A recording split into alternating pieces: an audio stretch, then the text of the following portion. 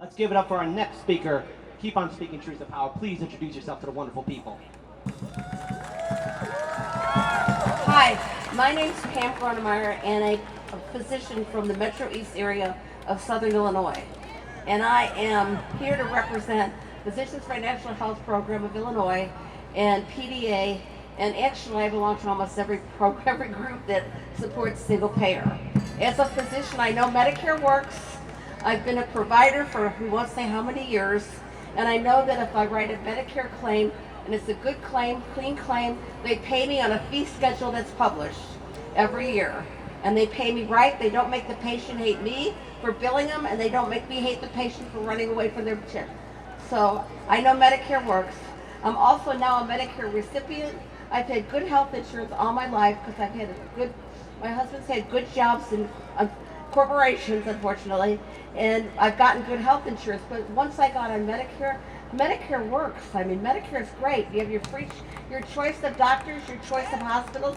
The only thing right now, it's expensive. Because, I mean, I can afford a supplement, but it's expensive, and I can also afford a prescription plan, but we shouldn't have to do that. We need Medicare for all. And also, I'm a small business owner.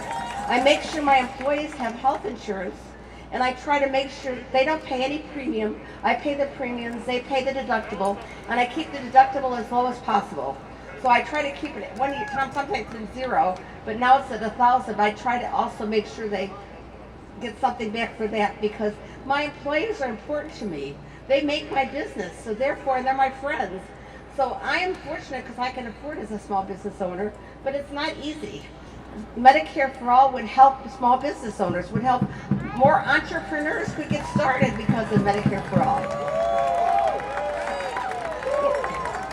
You know, we have a great crowd here, and I mean, as a doctor, I have to say one thing: get your shots, get vaccinated, because we need to do that, so we can have more outdoor groups, and we can start showing the people who actually, many of the people support us, but they're silent about it.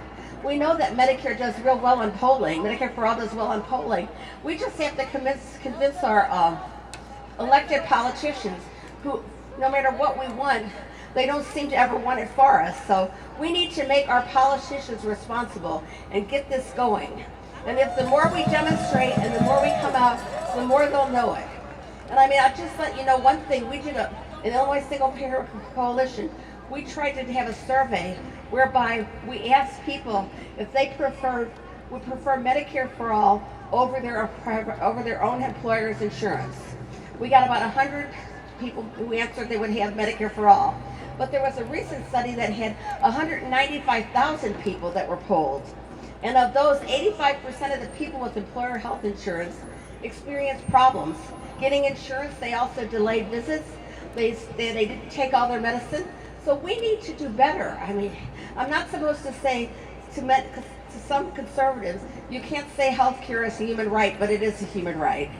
I mean, to me, it's part of life, liberty, and the pursuit of happiness, which is, I think we have the right to demand. So we need to all get together and get the word out, sign petitions.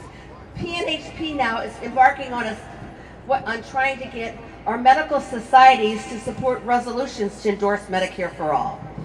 We tried the AMA, we haven't yet convinced, but we have them at least talking about it after last year's demonstration, or 2 years demonstration in Chicago.